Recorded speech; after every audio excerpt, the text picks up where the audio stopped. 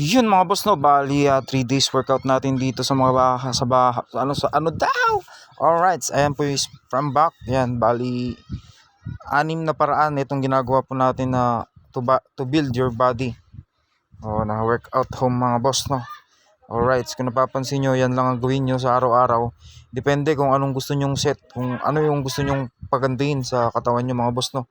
Yun sa mga gustong magtanong kung ano yung mga gusto nilang palakin sa katawan nila, yun, PM lang kayo mga boss. Comment down below lang kayo mga boss no. Yun, ituturo natin no.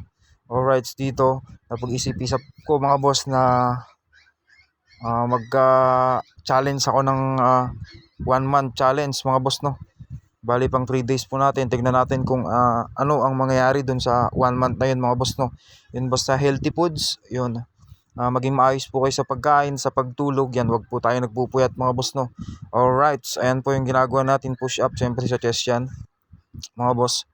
Yun, marami kasing klase ng push up para sa chest. Upper, lower, at yung sa side, at yung sa gitna. Ayan, madami pong paraan para mapaganda yung ating chest. Ito sa back. Yan mga boss. Ayan, napagtripan na natin dyan yung ginawa kong ring ng pambata. Wala po tayong makitang back kasi medyo mainit sa loob. Kaya dito tayo sa labas nagbuhat mga boss no. Yun, bali 6 na paraan yan mga boss no. Ayan, ito back din yan. Ayan.